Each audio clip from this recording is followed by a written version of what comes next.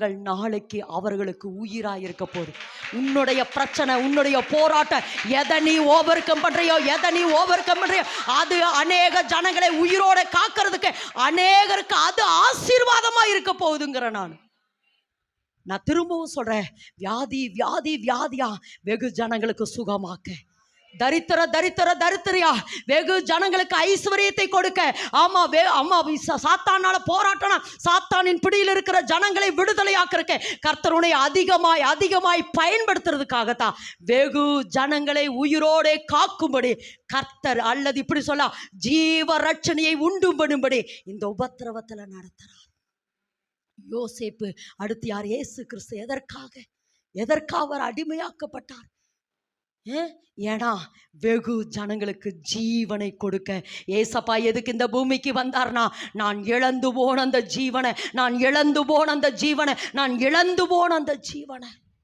ஒருவேளை நீங்க சொல்ல, இன்னைக்கு நிறைய பெண்கள் சொல்ற வார்த்தை என்னன்னா, குடும்ப பிரச்சனை, கணவன் பிரச்சனை, பிள்ளை கீழ்ப்படியில, கணவன் என்ன செய்யல, என்னோடு கூட எசஞ்சவளை, என் கணவன் என்ன நேசிக்கல, எனக்கு ஒரு மறக்க முடியாத ஒரு சாட்சி. ஒரு நாள் ஒரு அக்காட்ட பேசிட்டு இருந்தாங்க. அப்போ அந்த அக்கா சொன்ன வார்த்தை, அவங்க அதாவது திருமணம்னு ஒரு பெரிய கனவு. அப்போ அவங்க திருமணத்துக்குள்ள வந்த உடனே, என் கணவன் என்னை இப்படி நேசிப்பார், இப்படி நேசிப்பார் அப்படின்னு சொல்லி பெரிய எதிர்பார்ப்போட அவங்க என்ன செஞ்சாங்கன்னா, திருமண வாழ்க்கைக்குள்ள வந்தாங்க. அது நேர்மாறாயிடுச்சு. கணவன் பேசவே மாட்டார். இந்த அக்கா பேசிக்கிட்டே இருப்பாங்களாம்மா. கணவன் என்ன பண்ணுவார்? பேசவே மாட்டார். அழுவாங்களா உட்காந்து, இந்த கணவன் என்ன பேசலையே, இந்த கணவன் என்ன பேசலேன்னு உட்காந்து அழுவாங்களாம். இப்போ ஒரு நாள் போய் ஜெபம் பண்ணாங்களா, ஆண்டவரே இந்த கணவன் என்கிட்ட பேசவே மாட்டேங்கிறார் ஆண்டவரே அப்படின்னோடனே ஏசப்பா சொன்னாராமா, மகளே உன் கணவன் உன்கிட்ட பேசலேன்னு நீ வருத்தப்படுற, நீ என்கிட்ட பேசலேன்னு நான் ஒவ்வொரு நாளும் வருத்தப்பட்டுட்டு இருக்கிறேன்னு சொன்னார்.